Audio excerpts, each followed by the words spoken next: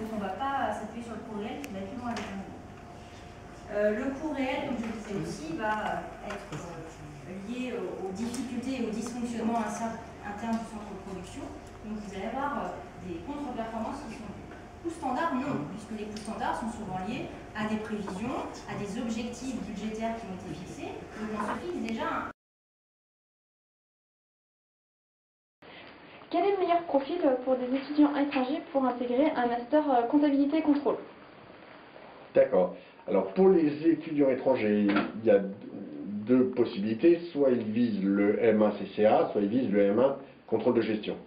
Le M1 CCA, c'est vraiment centré sur la comptabilité. Donc là, il faut avoir des bases en comptabilité très solides pour pouvoir ne pas être perdu au niveau des premières années. Donc la formation comptable, c'est souhaité pour le Master 1 CCA. Pour le Master 1 contrôle de gestion, les choses sont plus ouvertes.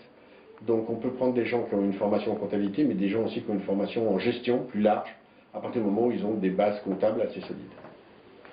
Simplement, dans tous les cas, ce qui est important, c'est que les étudiants puissent venir donc pour 2 ans en France et faire leur stage en France, parce que c'est comme ça que ce sera le plus favorable pour eux ensuite, pour capitaliser ceci, soit pour une carrière en France, soit pour une carrière dans leur pays ensuite. Oui. Peux-tu nous faire une petite présentation de toi? Bonjour, je suis Saksama Lingbu et actuellement je suis étudiante en Master 1 contrôle de gestion.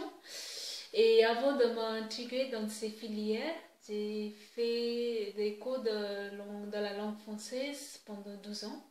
Et avant d'arriver en France, j'ai vécu quelques années en Angleterre. D'accord. Voilà. Et quel a été le plus dur pour toi en arrivant à l'IAE? Pour moi, le plus difficile était de comprendre le vocabulaire et surtout les mots techniques qui sont liés à la comptabilité française. Et aussi, cette filière demande beaucoup de travail, donc on doit investir beaucoup de temps. Mais je sais que si on travaille très très sérieusement toute l'année, cela fonctionne très très bien.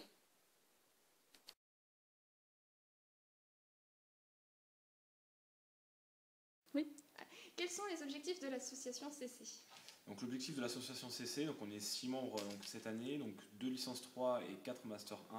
Donc on est là pour promouvoir donc, la filière CC donc, à l'extérieur, donc lors de journées portes ouvertes et Formatech également. Et également donc, mettre une ambiance au niveau de la filière à partir de la licence 3 jusqu'au Master 2 en créant des soirées et également en faisant des week-ends pour permettre en fait, à chacun de se connaître et créer vraiment une osmose au sein de la filière.